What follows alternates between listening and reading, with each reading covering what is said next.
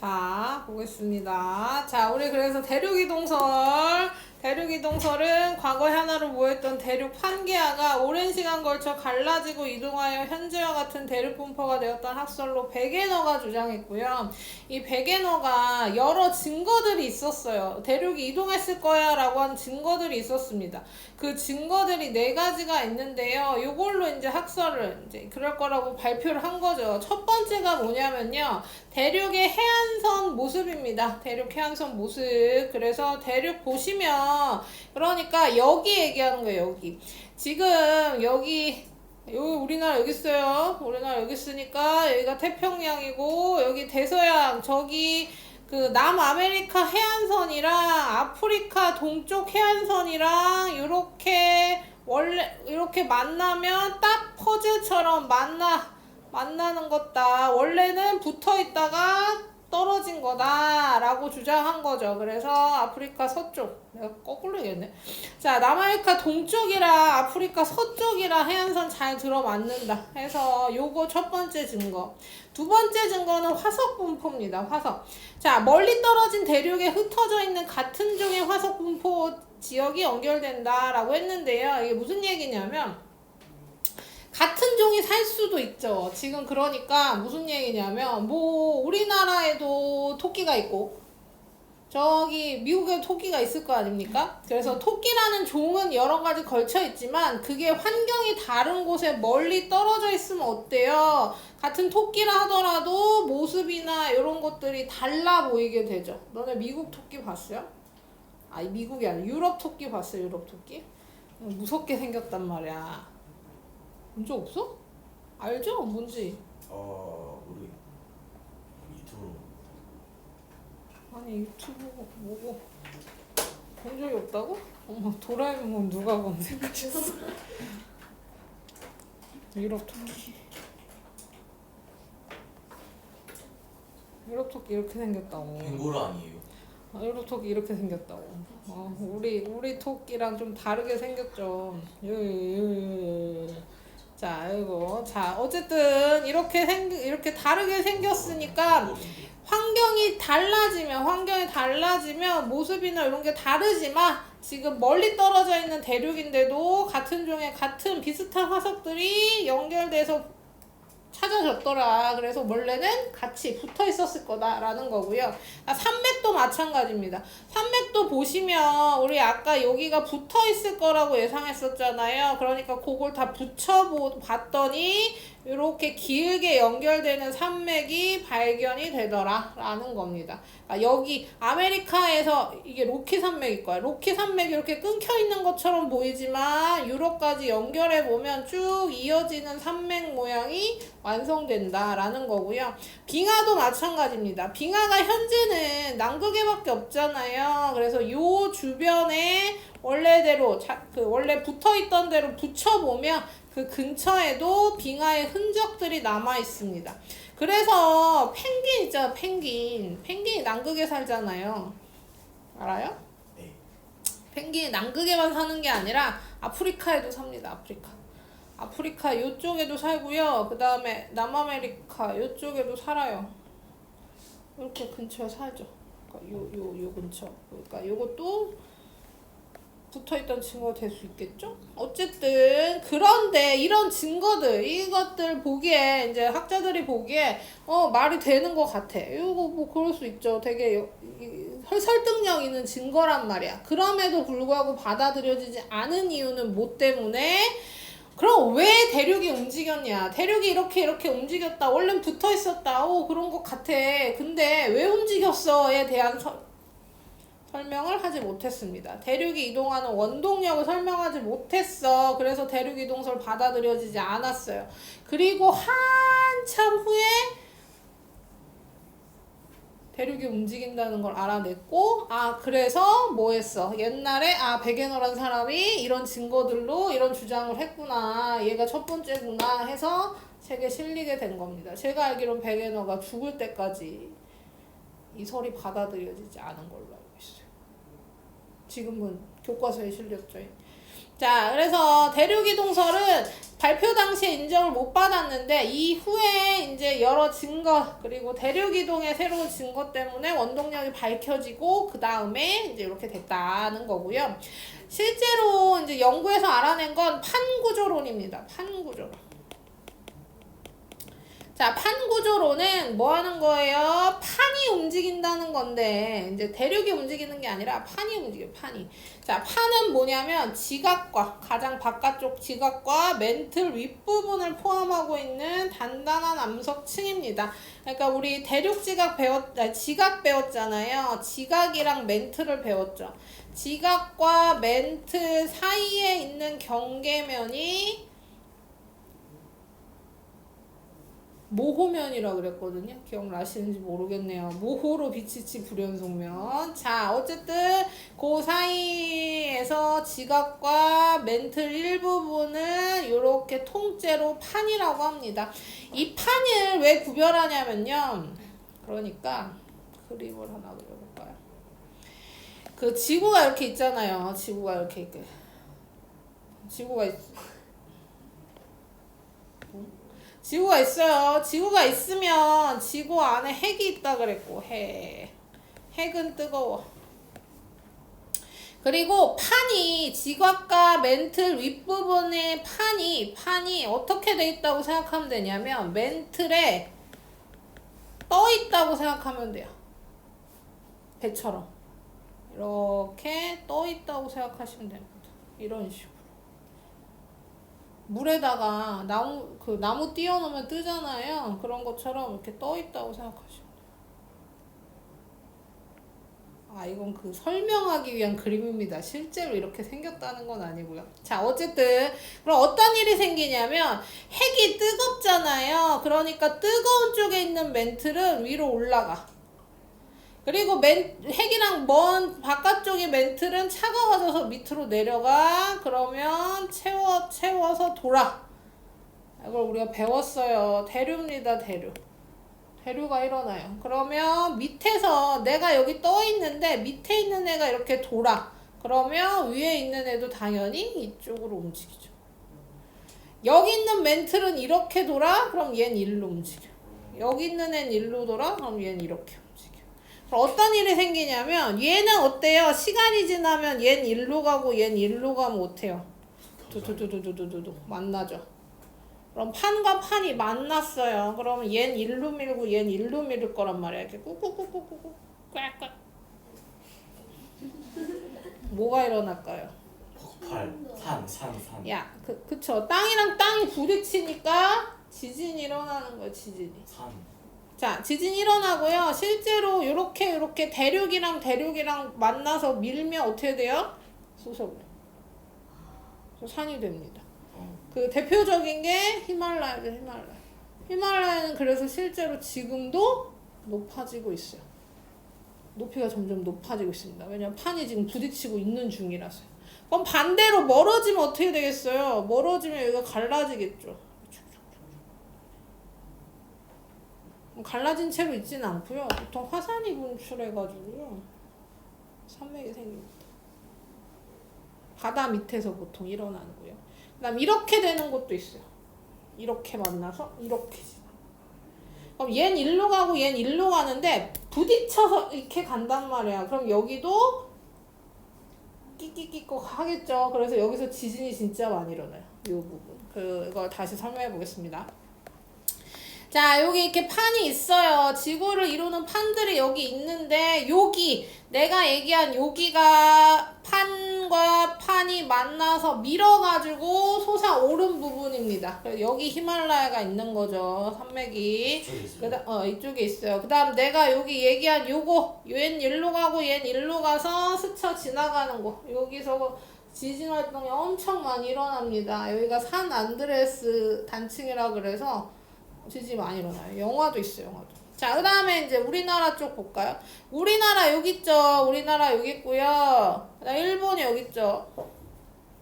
그리고 일본 바로 옆에 뭐가 있어요? 판의 경계가 있습니다. 얘 유라시아판 일로 가고 필리핀판은 일로 가. 근데 여긴 또 달라요. 얘네는 둘이 부딪혀서 뭐 했어요? 솟아올랐죠. 근데 여기는 대륙판과 해양판이 만나가지고요. 해양판이 밑으로 파고듭니다. 그러니까 판과 판이 만나서 여기도 솟아올랐고 얘는 한쪽이 밑으로 들어가요. 그러니까 이렇게 들어가. 이렇게 들어가면 어떻게 되겠어요? 한글. 여기 있는 애는 이게 점점 뭐 그런 얘기 들어봤어요. 일본이 뭐 시간이 지나면 뭐 가라앉을 거다 그런 얘기. 뻥입니다. 자, 가라앉진 않을 거예요. 자, 어쨌든 그러면서 지진이랑 화산 활동이 막 일어나는 거예요. 그래서 판들이 이렇게 각기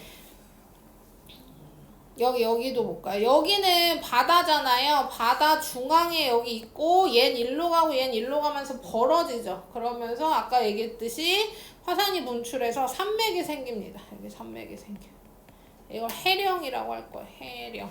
그 다음에 얘는 일로 가고 얜 일로 가니까 어때요? 자, 생각해봐. 바다 정 가운데 땅이 얜 일로 가고 얜 일로 가. 그러면 당연히 여기 있는 얘네들도 다 같이 일로 가는 겁니다. 그래서 지금 바다가 넓어지고 있는 중이에요. 여기 있는 바다는 넓어져. 왜냐면 땅이 밑에서 지금 땅이 솟구치고 있는 거라고 생각하시면 돼요. 그래서 그런 식으로 계속 움직입니다. 그래서 판은 이동하면서 판이 멀어지거나 모여들거나 서로 어긋나기도 한다. 그래서 한 방향으로 똑같은 속도로 가는 게 아니라 다 각기 다른 방향, 다른 속도로 움직인다는 거 기억해 주시고요. 자, 그 다음에 엄청 느려요. 1년에 수센치, 그러니까 1년에 10cm가 안 돼. 그러니까 그 정도로 진짜, 그러니까 육안으로는 구별이 안 되죠. 그래서 그런 식으로 느리게 움직이고요. 그 다음 화산대, 지진대 보시면 요거 먼저 볼까요? 자, 여기 보시면 이제 뭐 할 거냐면 화산이 잘 많이 일어나는 지역을 화산대라고 하고요. 그걸 점으로 빨간 점으로 쫙 찍었어. 빨간 점. 그 다음 지진이 많이 일어나는 지역을 지진대라고 하고 지진이 일어나는 지역을 쫙 찍었어요. 그러고 나서 겹쳐. 판의 경계랑 겹칠 겁니다. 판의 경계랑 겹쳤더니 뭐예요? 판의 경계 부분에 지진이랑 화산 활동이 굉장히 많이 일어나죠. 겹치는 걸 알 수 있죠.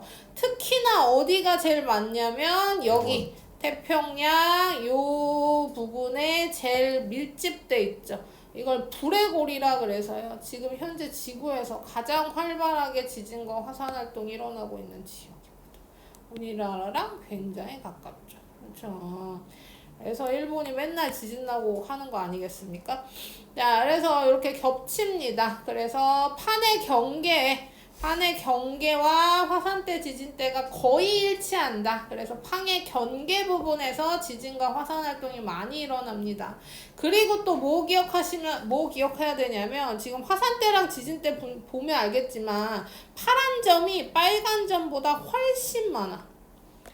파란 점이 훨씬 많이 찍혔고요. 빨간 점은 그 파란 점보다 적습니다. 지진이 훨씬 더 넓은 범위에서 일어납니다.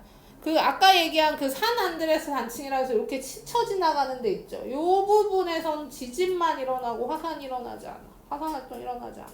그러니까 지진이 일어나는 지역에서는 화산이 일어날 수도 있고 안 일어날 수도 있고. 반대로 화산이 분출하는 곳은 무조건 지진이 일어납니다. 화산 분출이 된다? 그럼 땅이 안 흔들릴 수가 없어요. 지진이 무조건 일어나요. 그러니까 지진이 일어나는 지역이 훨씬 넓죠. 그러니까 백두산도 폭발하기 전에 아마 지진이 크게 날 거예요. 그냥 분출해야 되니까. 그래서 백두산 폭발하기 전에 우리가 알게 될 겁니다. 아, 진짜로 백두산이 폭발은 할 거예요. 우리가 볼 수 있을지 없을지 모르겠지만 폭발하겠죠. 폭발하면 우리나라에도 엄청 큰 영향을 미치긴 하겠지. 화산재 많이 오지 않아요? 화산재가 많이 오겠죠.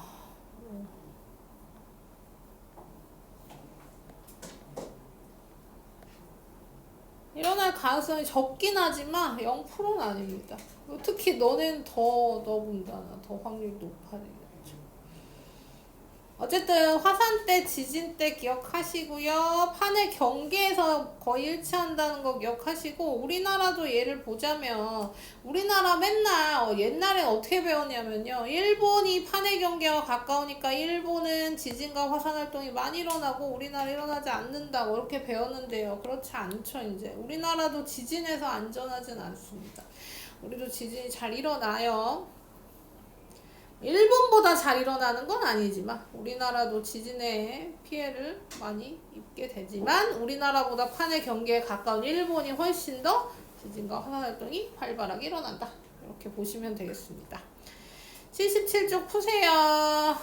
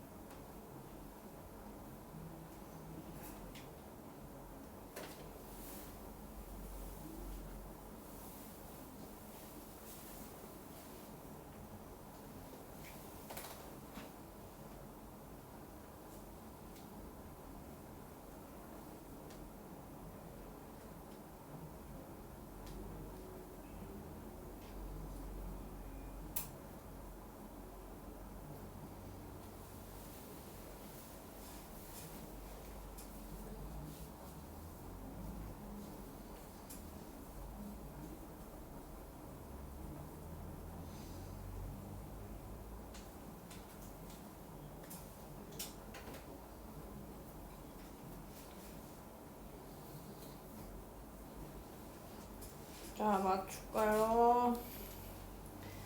자, 보시면 자, 대륙의 이동 모습 순서 없이 나타낸 것이다. 당연히 제일 가까운 거, 대륙들이 제일 가까운 얘가 제일 오래된 겁니다. 이거 판계야 3억 3,500만 전. 그 다음 조금 멀어진 가가 그 다음이고 현재 모습이 다입니다. 가, 나, 가, 다.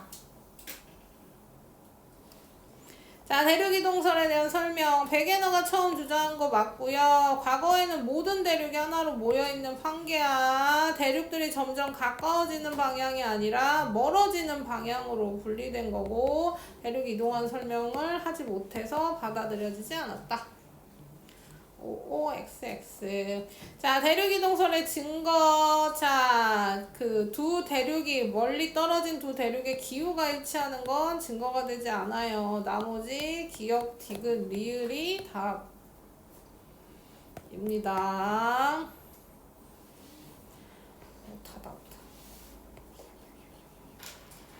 자, 4번. 판 이동과 경계에서 옳지 않은 거, 옳은 거, 옳지 않은 거 보겠습니다. 지구 표면은 여러 개의 크고 작은 판으로 이루어져 있고 모두 같은 방향 아니고 다른 방향, 다른 속도로 움직입니다. 그 다음 매우 천천히.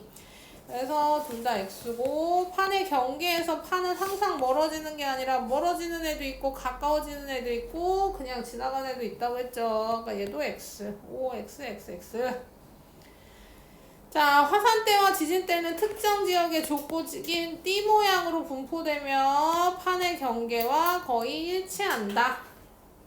어렵지 않죠? 자, 그래서 이것도 했고 우리 79부터 80 그래, 79, 80 홀수만 풀어보겠습니다.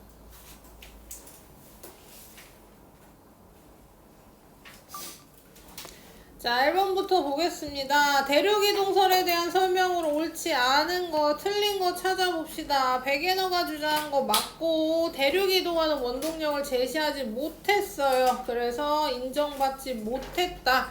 이렇게 기억하시면 됩니다. 1번에 2번. 자, 3번. 요 대륙 이동설에 대한 얘기죠. 대륙은 과거에서 현재까지 끊임없이 이동하고 있습니다. 그래서 시간이 한 10,000년 정도 더 지나면 지금 현재 대륙의 모습을 에서 바뀌어 있겠죠. 자, 여기 다에서 하나로 뭉쳐져 있는 대륙은 판게아인 거 맞고요. 대륙은 분리되는 쪽으로, 그러니까 점점 멀어지는 쪽, 가까워지는 애도 있습니다. 이동합니다. 그래서 3번. 5번. 판에 대한 설명으로 옳은 것만 고르래요. 지각 뿐만 아니라 맨 틈 1부까지가 판입니다. 그래서 1부를 포함하고 있는 단단한 암서층, 포함하고 있는 지각의 종류에 따라 대륙판, 해양판, 대륙 지각이 포함되어 있는 판은 대륙판, 해양 지각이 포함되어 있는 판은 해양판. 지구 표면은 하나의 거대한 판이 아니라 크고 작은 여러 개의 판으로 이루어져 있으니까 X고요. 1년에 수센치 정도로 매우 느리게 이동합니다. 기역, 니은, 리을. 5번. 자, 7번 볼게요. 7번에 보시면 판이 그려져 있고 판 움직이는 것도 보이죠? 태평양판은 바다 밑에 있으니까 해양판입니다. 우리나라는 여기 있죠? 우리나라는 유라시아판이라고 하는 거대한 대륙판에 속해 있어요. 자, 그 다음 판은 모두 같은 속도 아니라 그랬죠? 그 다음 판의 경계는 대륙 가장자리에서만 나타난다도 틀렸습니다. 가장자리에서 많이 나타나긴 하지만 대륙 중간에 있는 애들도 있죠. 그래서 판의 경계에서 화산활동이나 지진이 활발하게 일어나는 것만 맞네요. 5번. 자, 다음 9번. 자, 이것도 화산대, 지진대 그림이네요. 자, 화산대, 지진대 위치는 거의 일치하고요. 그것은 판의 경계에 따라 같이 같이 겹치는 겁니다. 자, 해양 중앙부에도 판의 경계 나타납니다. 여기도 있고 여기도 있고 그쵸? 여기 많죠? 중앙부에 있는 거. 자, 화산활동과 지진은 대륙 가장자리에서만 일어나진 않습니다. 4번이 틀렸고요. 태평양 가장자리에서 가장 활발하게 일어난다고 했죠. 불레고리라고 불려요. 불레고리. 이거 학교에서 배울 거예요. 자, 오른쪽 그림은 우리나라 주변 판의 경계와 화산활동이 일어나는 곳이고요. 옳지 않은 거 보시면 우리나라는 판 안쪽에 위치하고 판은 판 경계에 인접하고 우리나라보다 화산활동이나 지진이 더 많이 일본에서 일어나고요. 판의 경계에 가까울수록 많이 일어납니다. 그래서 지진은 우리나라보다 일본에서 더 많이 일어날 것이다 라고 해야 맞겠죠. 11번에 5번. 자, 그러면 숙제를 미리 알려드릴까요? 자, 우리 79부터 85까지. 일단 79부터 85까지. 더 있을 겁니다만. 여기까지. 하고 넘겨서 오늘 새로운 단어 들어갈 거예요. 빛과 파동입니다. 오늘은 빛 배울 거야. 빛. 빛. 자, 그래서 보시면 빛은 우리가 빛이 뭔지는 다 알겠죠. 자, 광원이라는 단어가 나옵니다. 광원은 스스로 빛을 내는 물체예요. 빛을 내는 물체니까 여기에 빛을 내는 물체 많죠. 저기 있는 등들도, LED 등들도 다 광원이고, 얘도 광원이라고 할 수 있죠. 그쵸? 얘도 전기 닿더니 화면이 나오니까. 그 다음에 뭐 핸드폰 화면들도 다 광원이라고 보시면 됩니다. 우리는 광원이 아니죠. 그쵸? 우리한테 전기 가한다고 우리 막 빛내진 않잖아요. 그러면 저 빛내는 애들 있죠? 빛내는 거. 너네 반딧불 본 적 있어요? 반딧불 본 적 있어요? 반딧불은 걔네가 스스로 빛내는 애니까 광원이라고도 볼 수 있겠죠. 반딧불이 광원이 아니라 반딧불이 내는 빛이 광원인 거지. 자, 그러면 빛이 내는 당연히 쉬우니까요. 아닌 애 보겠습니다. 광원이 아닌 애들. 광원인 애들이 아니라 광원 아닌 애들, 아닌 것 중에 대표적인 게 달입니다. 달. 달은 밤하늘을 보면 이것보다 밝게 빛나는 애가 없지만 걔는 스스로 빛을 내는 애가 아니라 태양빛을 반사하는 애잖아요. 그쵸? 그래서 거울도 광원이 아니죠. 우리가 거울 잘 들고 이렇게 하면 반짝반짝 하잖아요. 그쵸? 하지만 그것도 광원이 있어야 그 광원의 빛을 반사하는 거기 때문에 거울도 아니고요. 그거랑 연관해서 스크린도 광원이 아닙니다. 하지마. 자, 스크린, 영화 스크린 얘기하는 겁니다. 우리 영화 스크린이 보시면 앞에 이렇게 깔려있잖아요. 그쵸? 그러면 요 화면을 여기서 관객들이 보는 거잖아요. 그쵸? 그러면 어디서? 뒤에서 빔 쏘잖아요. 빔을 쏩니다. 빔을 쏴서 화면을 비춰주면 우리가 볼 수 있는 거죠. 그래서 얘도 반사하는 애입니다. 물론 요즘에 디지털관이라고 나와요. 디지털관. 영화 좀 보나? 영화 잘 안 봐요? 영화 티켓 보시면 디지털관이라고 써 있는 데 있어요. 디지털관은 빔 쏘는 애 아닙니다. 디지털관은 TV야, TV. 스크린만한 TV를 틀어주는 거예요. 그래서 좀 다르죠. 스크린이 없어요, 여기는. 자, 어쨌든, 자, 그래서 이렇게 봅니다. 자, 그러면 빛은 광원인 애랑 광원이 아닌 애 구별하시고요. 그 다음에 빛의 반사 물질 보겠습니다. 빛은 기본적으로 뭐 하냐면요. 직진해요, 직진. 그러니까 빛은 곡선을 안 그려요. 무조건 직선입니다. 빛이 이렇게 가지 않는다는 얘기예요. 그거 보시면 간단하죠. 그 뭐야? 그 레이저 빔 레이저 그거 쏴봤어요? 레이저 빔? 본 적 있죠? 레이저 보시면 알겠지만 그냥 뻗어만 있잖아요. 우리 이런 거 그 학교에서 수업하실 때도 이렇게 빔 쏘지. 어쨌든 그래서 빛은 무조건 직진합니다. 여기 나오네요. 광원에서 나온 빛은 물체와 만나기 전까지는 어떤 방해가 있기 전까지는 무조건 직진합니다. 직진. 그러니까 봐봐. 이런 거죠. 내가 여기서 손전등을 이렇게 비췄어. 이거 뭐야?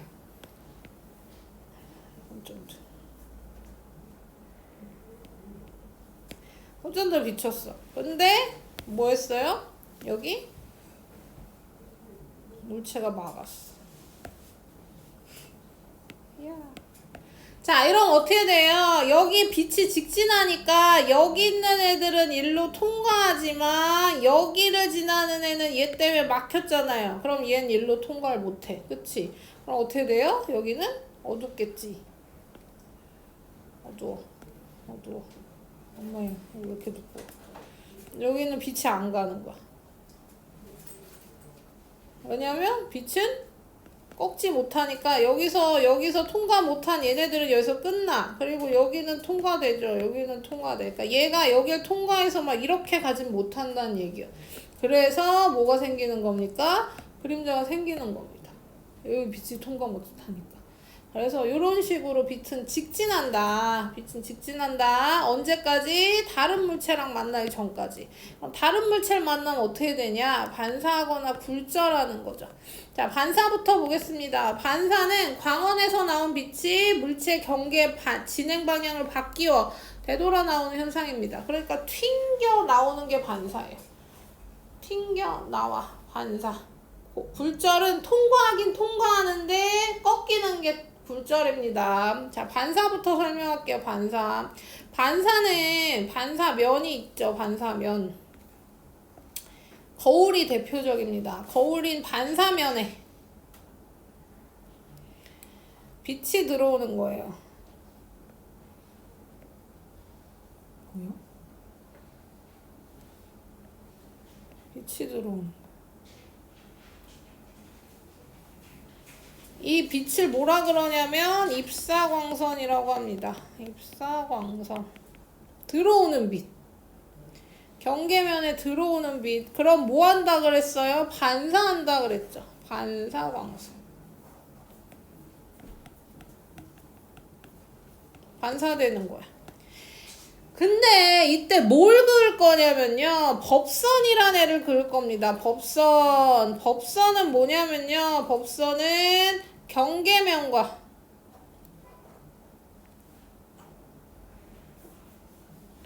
이 반사되는 경계면과 수직을 이루는 선을 법선이라 그래요. 얜 임의의 선입니다. 우리가 그리는 임의의 선이야. 실제 있는 선이 아니라. 지금 얘는 다 실제 있는 선입니다. 이 반사면, 입사광선, 반사광선은 실제 있는 거지만 법선은 실제로 있는 게 아니라 우리가 임의로 수직을 그은 선이야. 이걸 왜 긋냐면요. 각을 찾으려고 긋는 건데요. 자, 봐봐. 입사광선과 반사광선이 있어요. 그럼 입사광선과 법선이 이루는 이 각을, 입사광선과 법선이 이루는 각을 입사각이라고 할 겁니다. 그 다음 반사광선과 법선이 이루는 각을 반사각이라고 할 거예요. 각 때문에 그은 선이라고 생각하시면 돼요. 법선. 그리고 입사각과 반사각을 왜 찾아야 되냐. 임의의 선까지 그어가면서. 반사의 경우 입사각과 반사각은 항상 같습니다. 무조건. 그게 반사의 법칙이에요. 여기는 각 이름은 없어요. 여기 각 이름은 없지만 어쨌든 요 법선과 입사광선이 이루는 각 입사각, 법선과 반사각이 이루는 각 반사각. 요거 기억해 주세요. 그래서 여기 밑줄 치겠습니다. 여기 빛의 반사의 법칙, 입사각과 반사의 크기는 항상 같다. 항상의 포인트 항상 같습니다. 항상.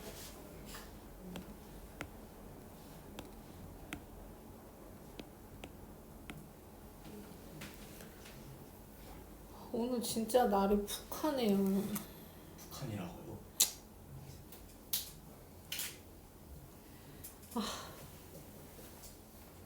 책 좀 읽어. 자, 그 다음에요. 빛의 굴절 보시면, 굴절은 뭐냐면 꺾이는 거야. 꺾이는 거. 왜 꺾이냐면요. 속력이 달라지면서 꺾이는 겁니다. 어디 써있을까요? 여기 써있다. 여기다 밑줄 칠게요. 빛이 굴절하는 까닭. 이거 중요합니다. 빛이 굴절하는 까닭. 빛이 다른 물질로 진행할 때 굴절하는 까닭은 물질이 따라 빛에 진행하는 속력이 다르기 때문입니다. 속력이 달라지면서 빛이 꺾여요. 무슨 얘기냐면 봐봐. 너네 차를 운전해 본 적이 없겠죠? 카트 같은 거 타봤어요? 그건 니네가 운전하잖아. 그쵸? 그런 걸 탔다고 생각해봐요. 자, 봐봐. 아스팔트. 매끄러운 바닥을 카트를 타고 가고 있어.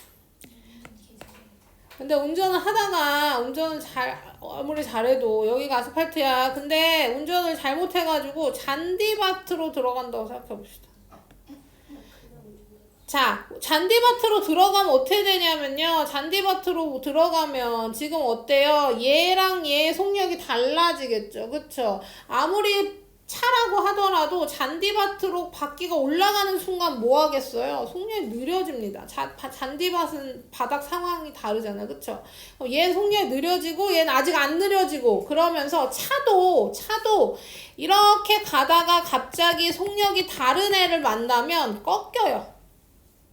괜히 차 사고 나면 애들이 뒤집어지고 꺾이고 막 끼익 하면서 막 돌아가고 그러는 게 아니야. 갑자기 속력이 바뀌면 애들이 다 꺾입니다. 그것처럼 빛도 가다가 갑자기 뭐가 나왔어요? 공기를 지나가다가 물이 나왔어요. 물을 만나면 속력이 달라져. 그러면서 꺾이게 되는 거예요.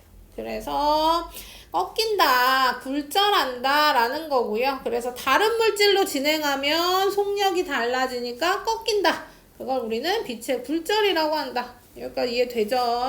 자, 그래서 굴절할 건데요. 이때 여기도 똑같아요. 이때 법선이 중요합니다. 법선. 자, 봐봐. 입사광선이 원래는 일자로 가야죠. 왜냐면 우리 빛이 직진한다 그랬잖아요. 이거 진짜 안 보이네. 빛이 직진한다 그랬잖아요. 그래서 원래는 이렇게 가야 된단 말이야. 여기가 공기고 여기가 물이라고 합시다. 그러면 지금 입사에서 들어간 거야. 원래 이렇게 가야 되는데 뭐 하는 거라고요? 꺾이는 거라고요. 그쵸? 일자로 가지 못하고 꺾여. 그래서 요만큼 꺾였어요. 요만큼 꺾였어요. 그러면 굴절각은 각 세울 땐 뭐 한다고요? 법선이 기준이라고요. 법선과 굴절광선이 이루는 이 각이 굴절각입니다. 이렇게. 근데 여기 보시면 뭐라고 써있냐면요.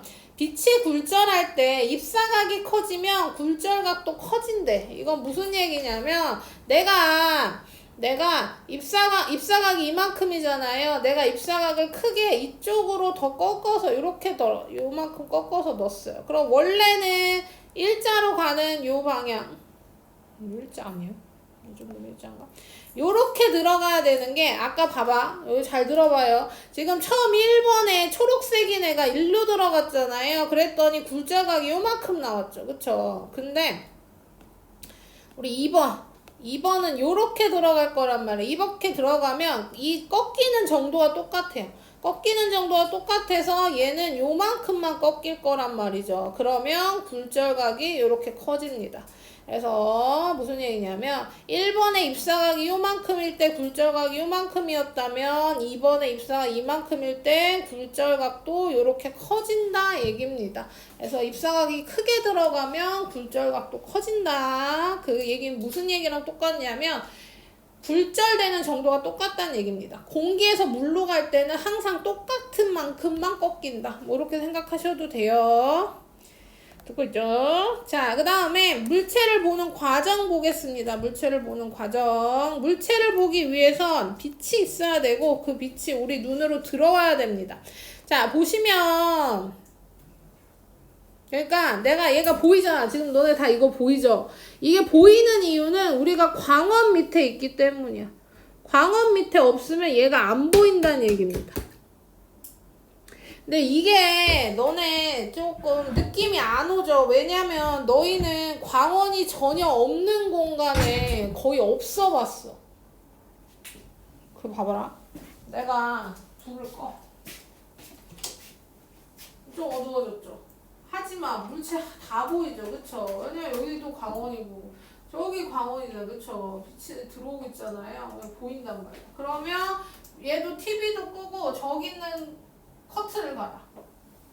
햇빛을 다 가려. 여기서 보이죠? 여기도 가려. 그래도 보일 거란 말이야. 그쵸? 그래도 이런 것 때문에 보인단 말이야. 그럼 밤이라고 생각해봅시다. 해가 졌어요. 해가 져서 깜깜해졌어. 그런다고 안 보이냐? 그렇지 않죠. 달도 뜰 거고, 그쵸? 별은 거의 영향을 주지 못하겠지만 달도 뜰 거고, 그 다음에 여기 우리나라의 서울은 밤에도 광원이 없지 않아요. 그쵸? 뭐 아파트 사시는 분들은 다 그 아파트 사이사이마다 비상 그 가로등 같은 거 다 켜놓을 거고 너무 깜깜하지 않게.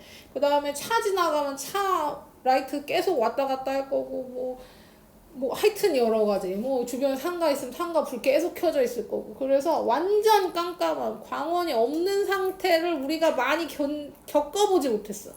하지만 광원이 전혀 없으면요 눈을 떠도 눈을 감은 거랑 똑같이 안 보입니다. 아무것도 안 보여. 광원이 전혀 없는 상태면요 눈을 감은 상태랑 뜬 상태가 구별이 안 될 정도로 아무것도 보이지 않아요. 빛이 없으면 우리는 물체가 보이지 않습니다. 그래서 물체를 볼 때는 광원에서 나온 빛이 물체 표면에 반사되어 우리 눈에 들어온다. 이것이 광원인 우리가 물체를 보는 이유 과정이고 이유입니다. 밑줄 치시고요. 얘는 별표도 쳐주세요. 중요. 이건 그냥 문장으로 기억해 주세요. 광원에서 나온 빛이 물체 표면에 반사되어 우리 눈에 들어와서 우리가 물체를 볼 수 있게 되는 겁니다. 그치 소연아? 밑줄 쳤어요? 광원에서 나온 빛이 물체에 반사되어 우리 눈에 들어온 거야. 그러니까 내가 얘를 볼 때는 눈이 안 부셔. 왜냐면 뭐만 보는 거예요? 얘가 반사한 빛만 보는 거야. 근데 내가 저걸 쳐다봐. 등을 쳐다본다고 생각해 봅시다. 내가 광원을 직방으로 보면요. 아이코 눈부셔.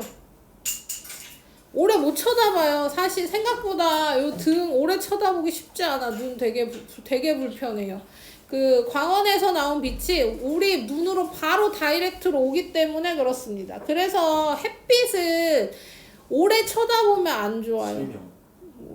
그렇게 참을 수 있는 사람이 있나 모르겠지만 햇빛은 잠깐 쳐다보는 것도 별로 좋지 않지만 그걸 오래 쳐다보고 있으면 눈에 손상을 입을 정도로 빛이 많이 들어오기 때문에 쳐다보지 않는 것이 좋습니다. 특히나 맨눈도 안 좋지만 뭔가 기구를 들고 태양을 관찰하겠다고 그렇게 그러니까 눈 안 좋다니까요. 그걸 그렇게 굳이 쳐다보고 있어야겠어.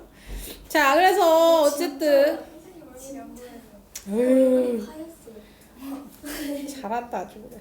자, 그래서 그런 식으로 되고요. 그러니까 그리고 이따 뒤에서도 나오겠지만요. 검은색은요 빛을 반사하지 않아서 검은색으로 보이는 거야. 우리가 검정색을 쳐다볼 때는요, 얘는 빛이 아무것도 반사 안 되니까 우리가 그 어두운 까만색으로 보이는 거고요. 흰색은 모든 빛을 반사해서 하얗게 보이는 겁니다. 그래서 얘네 빛도 이런 빛들도 하얗게 보이는 이유가 빛이 많아서 그래요. 여러 가지 빛이 섞여 있어서. 자, 이건 뒤에서 다시 얘기하고요. 그 다음 안경을 끼고 물체를 본대요. 안경을 끼고 물체를 보면 광원에서 나온 빛이 물체에 반사되어 렌즈를 통과해서 눈으로 들어오는 겁니다. 렌즈를 통과해서 눈으로 들어올 때 뭐 하는 거냐면요. 초점을 맞춰주는 거야. 그러니까 눈알. 너희 눈도 뭐랑 똑같다고 생각하시면 되냐면요. 스크린이라고 생각하면 돼요. 스크린. 아까 그 영화 스크린이라고 생각하면 됩니다. 그래서 봐봐. 저기요. 좀 봐봐요. 칠판 보라고. 눈알을 좀 봐요. 얘 눈알입니다. 그래서 물체. 자, 광원에서 나온 빛이 물체에 반사되어 우리 눈에 들어오면 여기 망막이라는 애가 있어. 망막이라는 애에 초점이 정확하게 딱 하고 맞췄을 때 정확하게 선명히 보이는 겁니다. 너네 빔 프로젝트 쏴본 적 있는지 모르겠지만 빔 프로젝트 쏘면요. 애가 초점 맞추기 전까지는 되게 흐리멍텅하게 보인단 말이야. 초점을 싹 맞춰야 딱 선명하게 보여. 우리 눈도 똑같습니다. 망막이라는 스크린에 정확히 상이 딱 맺혀야지 뚜렷하게 보이지 거기에 초점이 안 맞으면 흐리멍텅하게 보이는 거야. 그럼 흐리멍텅하게 보이는 이유가 뭐예요? 우리 눈에 문제가 생겨서 그런 거죠. 그럼 이 앞에다 렌즈를 껴가지고 얘를 굴절시켜서 여기 초점을 맞춰주는 겁니다. 그래서 그 얘기도 뒤에서도 자세히 할게요. 자, 그다음 평면거울에 생기는 상 보겠습니다. 상. 자, 평면거울에 생기는 상은요. 일단 상이라는 뜻, 물체를 거울에 비춰볼 때 거울 속에 있는 것처럼 보이는 물체의 모습을 물체상이라고 합니다. 그러니까 내가 거울에 비치는 모습, 걔가 상이야, 상. 거울 상. 자, 그러면 평면 거울에 상이 생기는 원리랑 상의 특징 보겠습니다. 빛이 반사되어 퍼져나와. 광원에서 나온 빛이 물체에 반사되어 퍼져 나올 겁니다. 이때 지금 여기는 빛이 여기랑 여기에서만 반사되는 것처럼 보이지만 실제로는 모든 곳에서 다 반사되는 거예요. 그걸 요것만 그려놓은 겁니다. 빛이 반사되어 퍼져나오고 입사각 반사각 같이 딱 맞춰서 퍼져나와서 내 눈에 딱 하고 들어올 때 우리가 물체가 보이는 건데요. 여기서 중요한 게 뭐냐면 내가 거울을 봤어. 거울을 봤는데 거울에 내 모습이 비쳤어. 그쵸? 그러면 내가 근데 물체가 지금 거울에 비친 물체가 제 얘기 듣고 있죠? 네. 자, 봐봐. 내가 물병을 여기다 놔. 물병을 여기다 놔.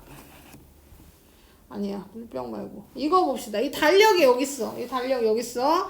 내가 거울을 여기다 놔. 그리고 내가 보면요. 이 달력이 보일 거란 말이죠. 이렇게 거울 맞춰보면 여기 달력이 보이잖아요. 그러면 달력에서 나온 빛이 거울에 반사되어 우리 눈에 들어오기 때문에 내가 달력을 보는 거란 말이야.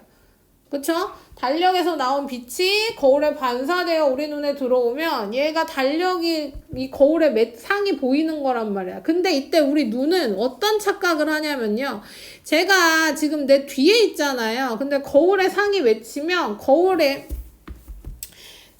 이렇게 반사되어 우리 눈에 들어오면 우리 눈은 이 반사된 빛 끝에 이 직선상에 물체가 있을 거라고 뇌에서 생각하면서 상이 맺히는 겁니다. 그래서 이렇게 거울 쪽으로 상이 맺히는 겁니다. 이거 무슨 얘기인지 알겠어요? 네, 해봐.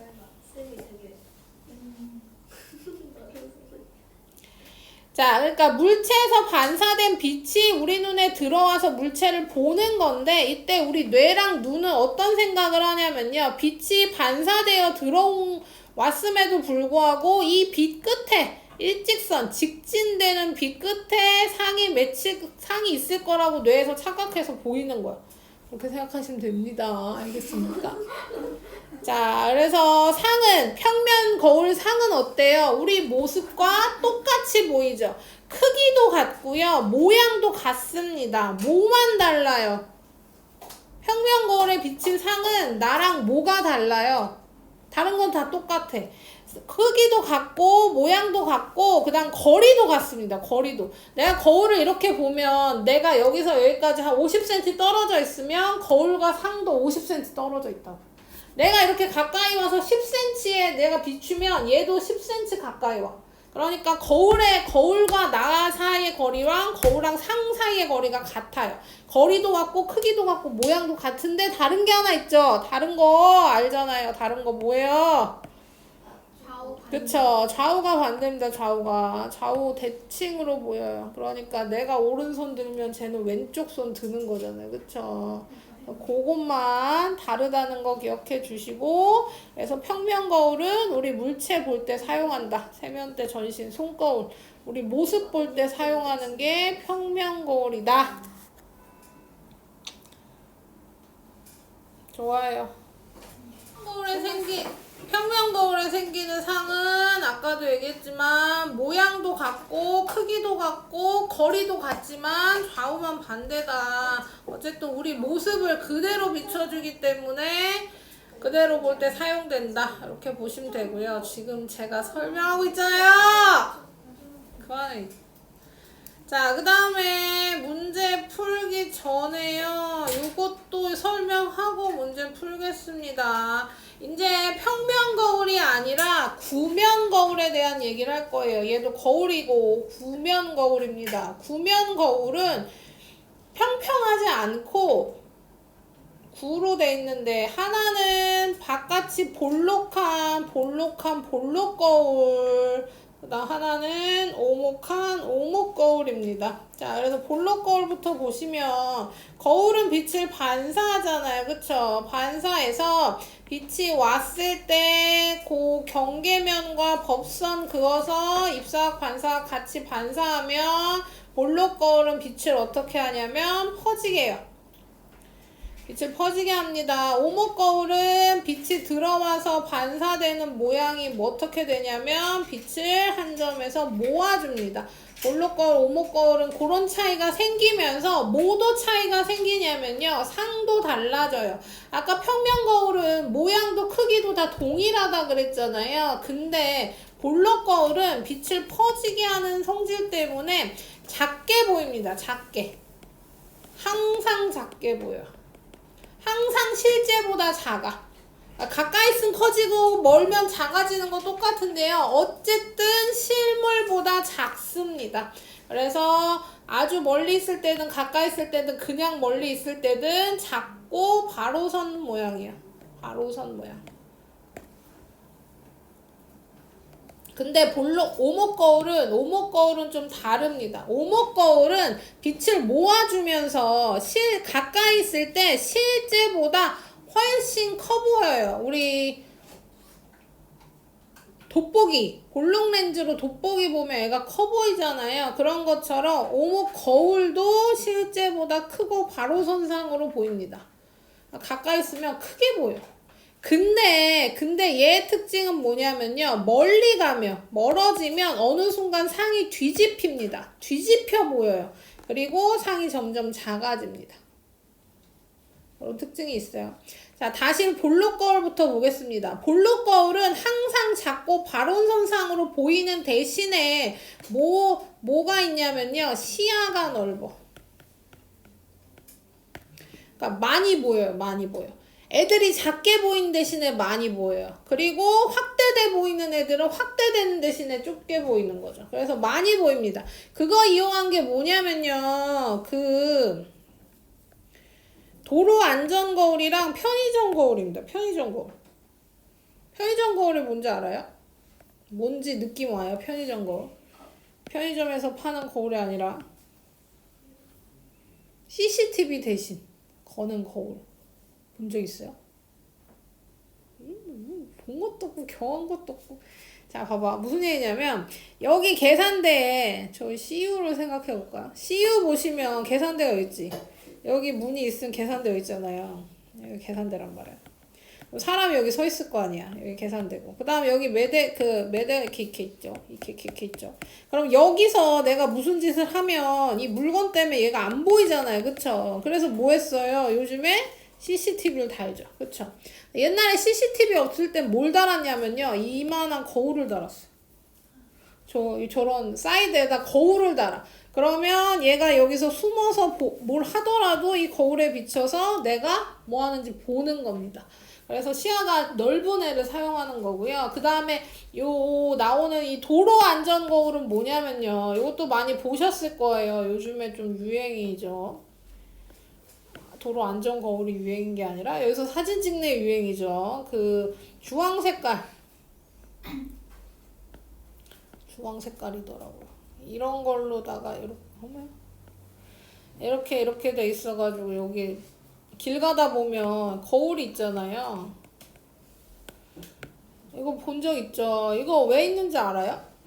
너네 사진 찍으려고 인스타 올리라고 있는 게 아니라 이 거울이 있는데 잘 보시면 요즘 이제 지나가다가 거울 보시면 그 거울이 있는 쪽으로 이렇게 코너가 있을 겁니다. 코너 끝에 거울을 다는 거야. 그래서 여기서 오면 차 보라고 하는 거예요. 사람 보라고 하는 게 아니라 차가 여기서 이렇게 오면 길을 쭉 오면 여기서 차가 오는지 안 오는지 안 보이잖아요. 그러니까 여기 거울을 달아서 여기서 볼 수 있게 여기 차가 오는지 볼 수 있게 단 거울입니다. 그러니까 시야가 넓어야겠죠.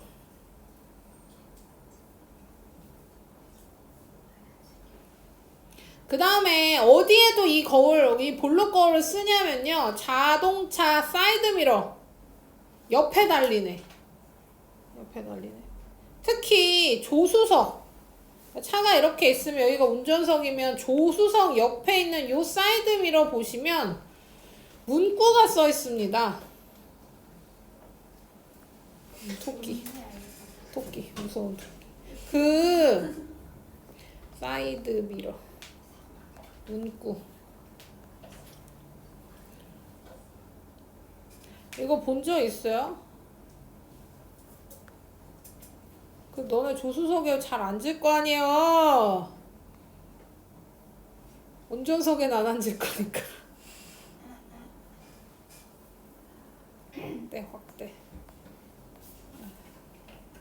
오! 확대 확대 확대. 자, 여기 뭐라고 써있냐면요. 뭐야? 이렇게 써있습니다. 사물이 거울에 보이는 것보다 안 나오네. 사물이 거울에 있는 것보다 가까이 있습니다로 써있어요. 가까이 있습니다라고 거울에 써있어. 이게 왜 그러냐면요. 이게 볼록 거울이라 그랬잖아요. 볼록 거울이 실제보다 작게 보이고 시야가 넓다 그랬지.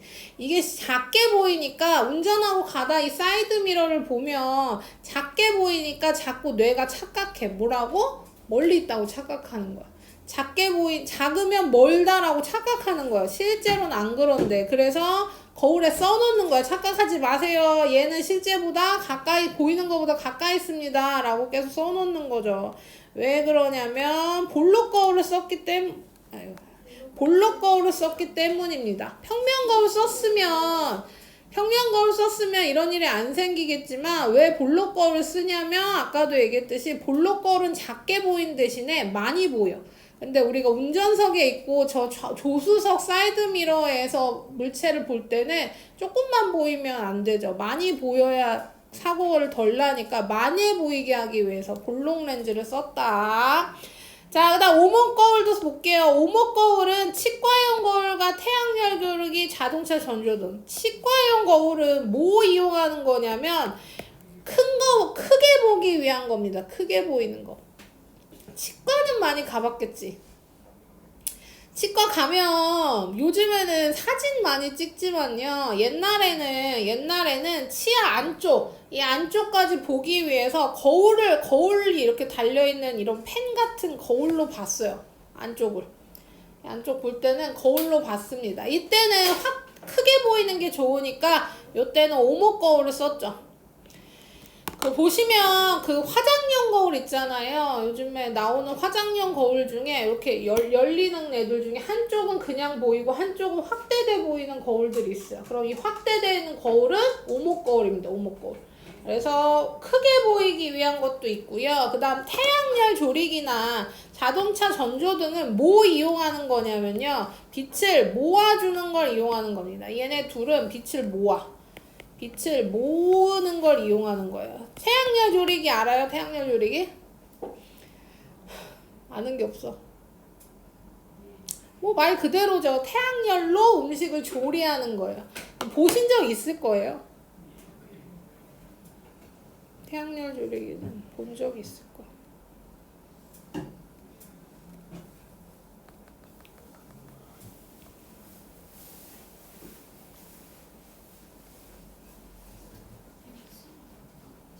이런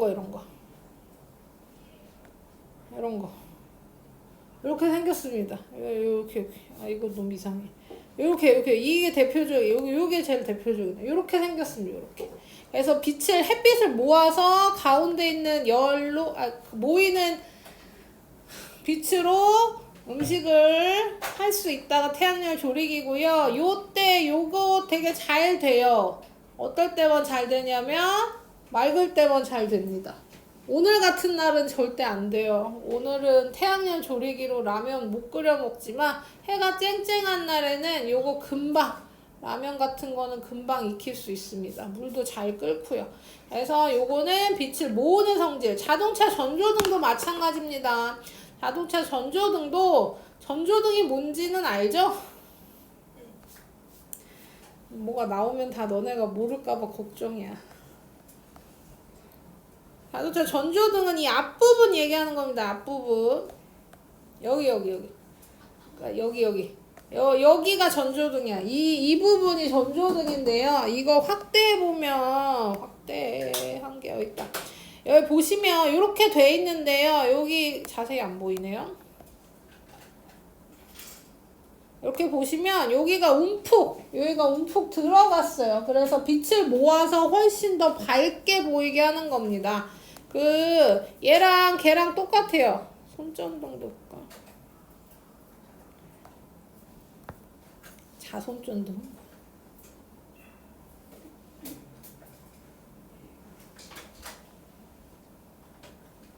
손전등 보시면 다 어떻게 생겼냐면요. 여기 안쪽이 은색 거울면으로 돼 있어요.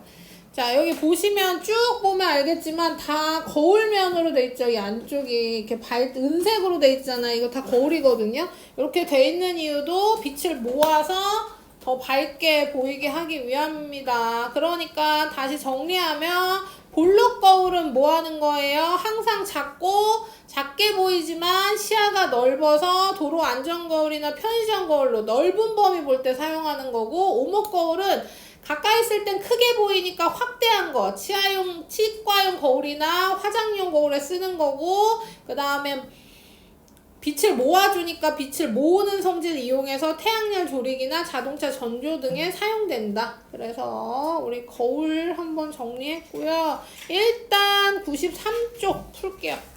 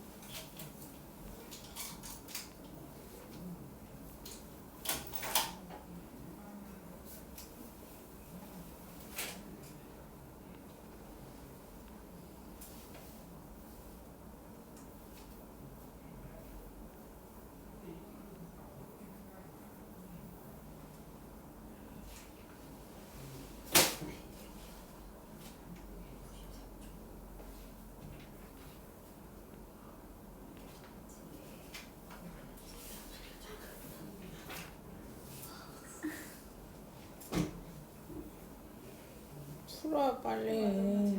선생님 너무 잘 먹어.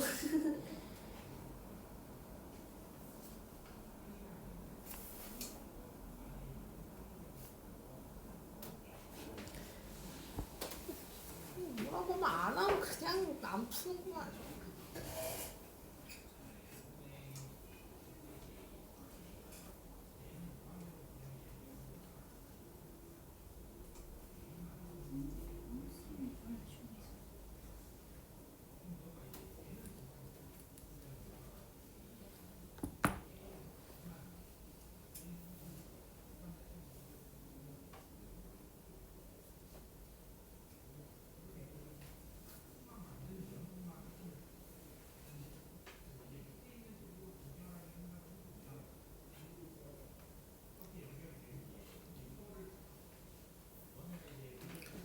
우리 다 푸신 학생들은 저기 6, 7, 8번까지도 푸세요, 뒤에.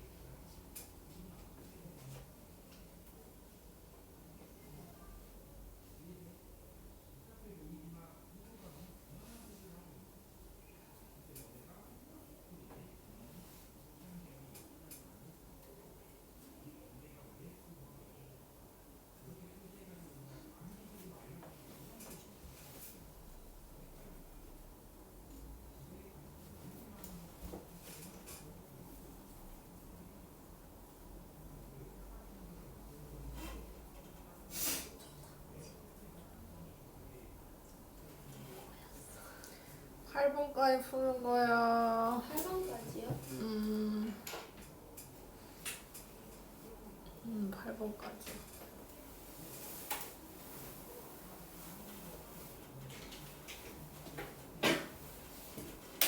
11, 그럼 90, 10이 나올까요? 안 배웠어야지. 아, 그래요? 대단하다 아주 그냥.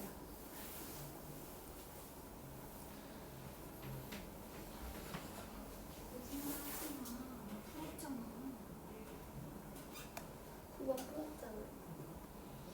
자, 맞출게요. 보세요. 1번. 자, 입사각 기호 고르래요. 아까도 얘기했지만 요 가운데 이렇게 수직으로 거 있는 선이 법선이고 이 법선을 기준으로 각을 만들 겁니다. 그래서 입사광선과 법선이 이루는 각 이각이 입사각이고 법선과 반사광선이 이루는 이각이 반사각이에요. 그래서 입사각의 기호 B, 반사각의 기호 C, B의 기호가 30이면 반사각 기호도 무조건 다 30입니다. 입사각과 반사각 크기 항상 같다. 그거 기억하시고요.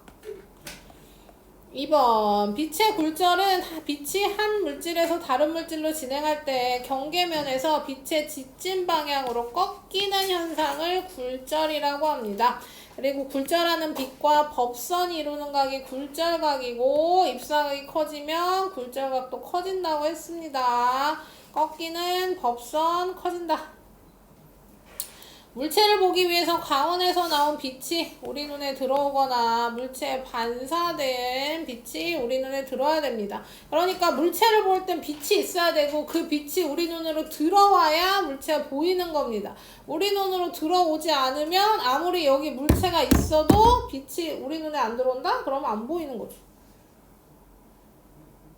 우리 눈에 들어와도 사실 우리 눈에 들어와도 뭐 하지 않으면 뇌까지 전달되지 않으면 안 보여요.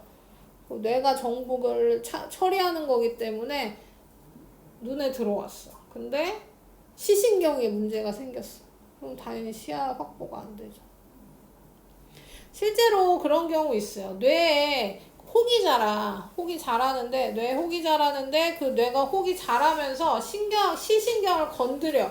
그러면 눈에 아무 문제가 없는데도 시력에 문제가 생기기도 합니다.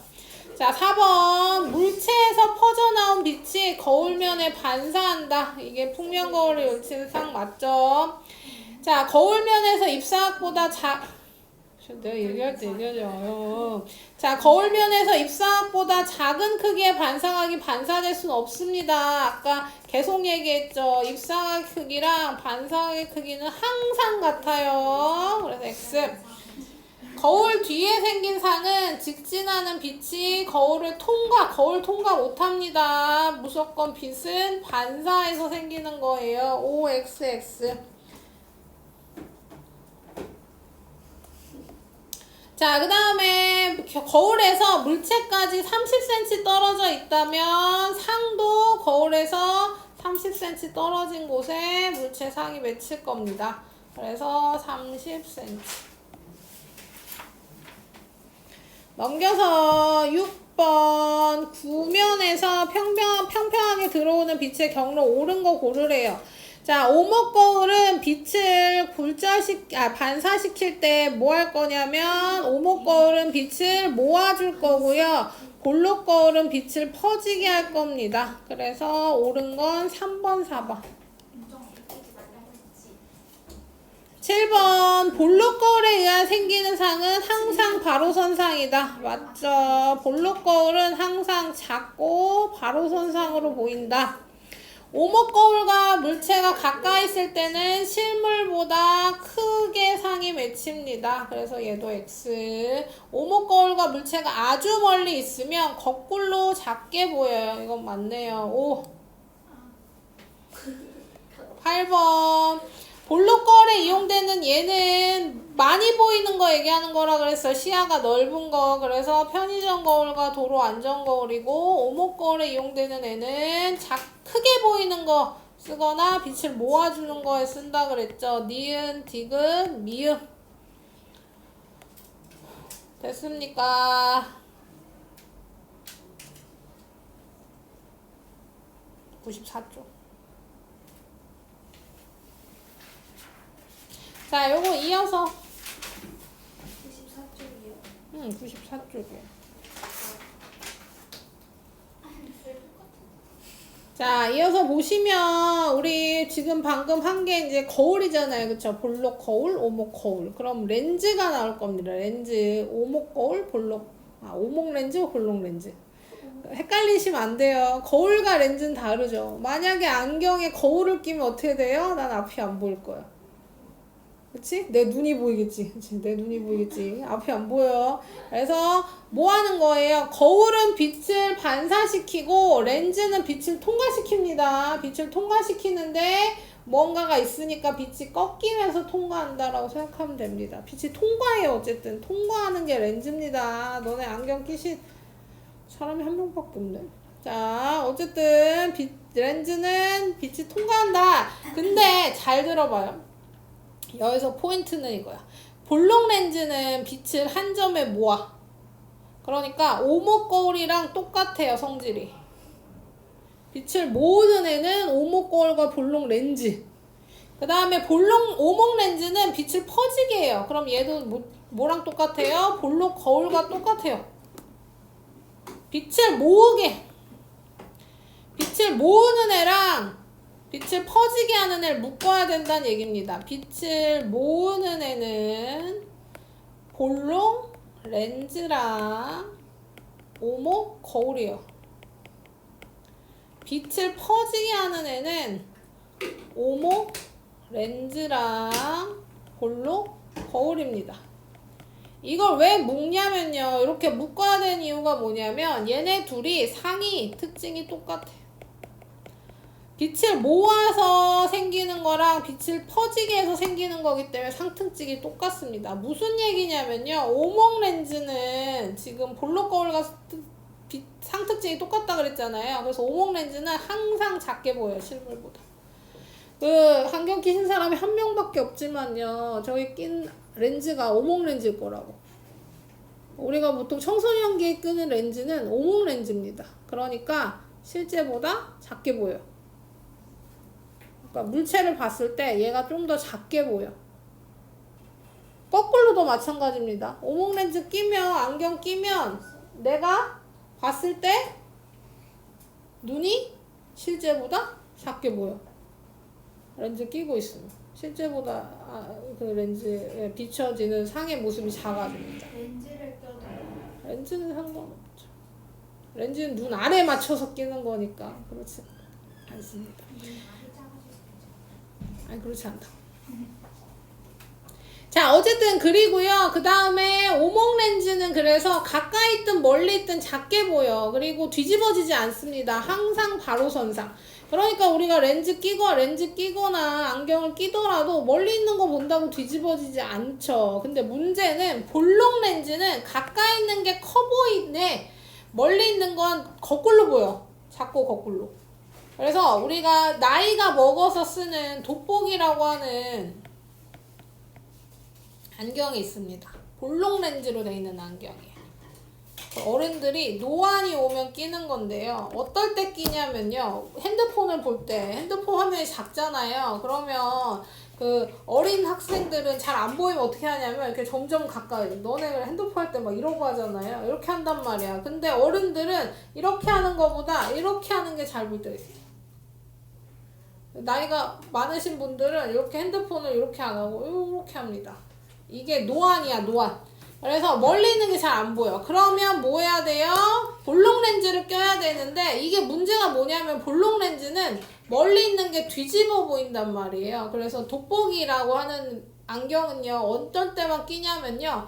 가까운 거 볼 때만 껴요. 렌즈를 거꾸로 돌리면 안 돼요? 안 돼요. 절대 안 됩니다. 자, 렌즈 거꾸로 끼면 눈알 손상돼요. 그거 잘못 끼면 스크래치 나요. 자, 그래서 어쨌든 볼록 렌즈는 가까이 있는 걸 크게 보이긴 하지만 멀리 있는 게 뒤집어져 보이기 때문에 가까이 있는 거 볼 때만 꺼내서 끼는 용도. 고요. 그 다음에 그래서 요즘에 뭐가 나오냐면요. 다초점 렌즈라는 게 나오죠. 다초점 렌즈. 다초점 렌즈는 오목 렌즈도 볼록 렌즈도 다 되는 렌즈입니다. 오목 렌즈, 볼록 렌즈 다 되는 거 우리 눈에도 하나 들어가 있죠. 우리 눈에도 렌즈가 하나 있고요. 그 렌즈는 우리가 알아서 가까이 있는 거 볼 때는 두꺼워지면서 볼록 렌즈 되고요. 멀리 있는 거 볼 때는 얇아져서 오목 렌즈가 돼요. 우리가 멀리 있는 것도 보고 가까이 있는 것도 보고 가까이 있는 거 잘 보이고 멀리 있는 거 잘 보이고 이걸 왔다 갔다 할 수 있는 이유는 우리 안에 렌즈는 둘 다 하기 때문이에요. 이게 안 되니까 저렇게 졸면서 안경을 끼면서 조는 거 아니겠습니까? 너야 기대지 마. 저렇게 졸아. 자, 그래서 그렇게 우리 눈에 있는 게 잘 안 되니까 이제 우리가 바깥쪽에다 렌즈를 끼워서 상을 맞추는 거죠. 그래서 다시 한번 얘기하지만 볼록 렌즈는 가까이 있는 거 볼 땐 크게, 멀리 있는 거 볼 땐 작고 거꾸로, 오목 렌즈는 가까이 있든 멀리 있든 항상 작고 바로 선상으로 보인다. 그 다음에 안경을 낄 때는 이런 게 나오죠. 그래서 원시랑 근시라는 게 나옵니다. 들어봤죠? 요거 이제 눈 안 좋은 학생들은 원시 근시 하기에 시간이 좀 부족한데. 자, 일단 설명해 볼게요. 원시 근시 아까 그 눈알 다시 그려보겠습니다.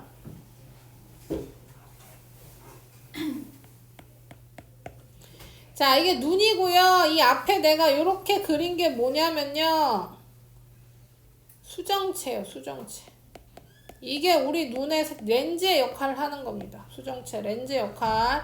그 다음 이 뒤에 망막이라고 하는 스크린이 있어요. 얘가 망막. 그러니까 물체가, 이렇게 물체가 있으면 물체의 빛이 반사돼요. 물체의 빛이 반사돼서 우리 눈에 이렇게 들어오면서 꺾여. 그래서 여기에 상이 이렇게 맺히면 우리가 볼 수 있는 겁니다. 이때 상이 여기에 딱 맺혀야 정확하게 선명하게 보이는 건데 얘가 이쪽에 맺히면 이 앞쪽에 맺혀. 그럼 상이 선명하게 안 보여요. 그럼 뭐 해줘야 되냐면 뒤로 밀어줘야겠죠. 뒤로 밀어주기 위해서 뭘 쓰냐면 오목 렌즈를 써요. 오목 렌즈 씁니다. 이게 뭐냐면 근시예요, 근시. 근시는 뭐냐면 가까운 건 잘 보이고 먼 게 안 보이는 게 근시입니다. 이 한문이 가까울 끈이거든요. 가깝다는 뜻이고 그래서 근시는 가까운 건 잘 보이고 멀리 있는 건 잘 안 보이는 게 근시. 그래서 이 근시일 때는 렌즈를 오목 렌즈를 끼는 겁니다. 야, 수업 시간에 졸리면 안 잘 어떻게 하면 몰래 잘 생각을 하지 말고.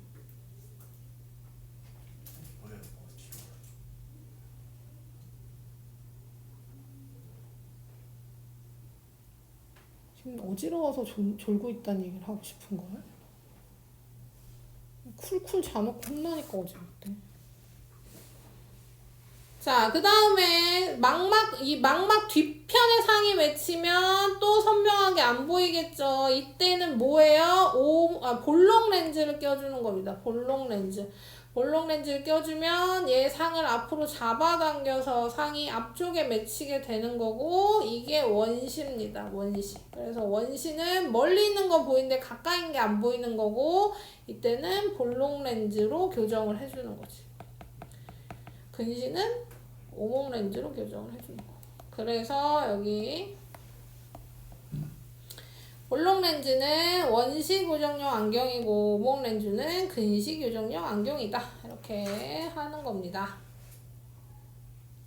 그래서 볼록 렌즈는 빛을 모으기 때문에 현미경, 확대경 등 우리 물체 크게 볼 때 쓰는 거 할 때 쓰고요. 오목 렌즈는 빛을 퍼지게 하기 때문에 빛을 멀리까지 하기 위해서는 오목 렌즈를 씁니다. 자동차 안개등 같은 거. 그래서 이런 식으로 렌즈도 사용한다. 이렇게 기억해 주시면 되겠습니다. 여기 풀어, 여기 별로 안 나왔죠? 그쵸? 90, 11.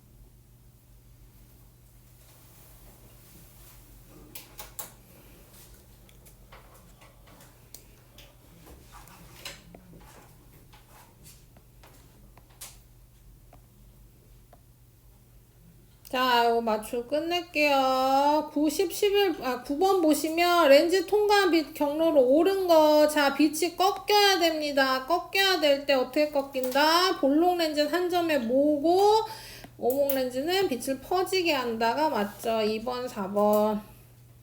자, 지금 보시면, 그림 보시면 어떻게 돼 있는 거냐면 원래 꽃보다 훨씬 크게 보이는 겁니다. 상을 확대하는 건 볼록 렌즈. 가까이 있을 때만 크고 바로 손상으로 보여요. 자, 볼록 렌즈에 해당하는 거, 오목 렌즈에 해당하는 거 구별하래요. 오목 거울에 생기는 상과 비슷한 건 볼록 렌즈입니다. 볼록 렌즈 오목 거울과 상이 비슷하고 오목 거울은 볼록 렌즈와 상이 비슷해요. 똑같은 얘기잖아. 자, 실물보다 작고 바로 손상. 항상 실물보다 작고 바로 손상은 오목 렌즈다. 현미경이나 돋보기는 물체를 크게 봐야 되니까 볼록 렌즈를 껴야 되고요. 먼 곳이 안 보이는 시력 이상, 근시는 오목 렌즈를 써야 됩니다. 이렇게 구별하시면 돼요. 알겠습니까? 채점 해주시고요. 숙제는 오늘은 이것만 내줄 테니까요. 꼭 다 끝까지 잘 해 오시면 되겠습니다. 아까 그거 여기 있다. 79, 85. 숙제 꼭 잘 해와요.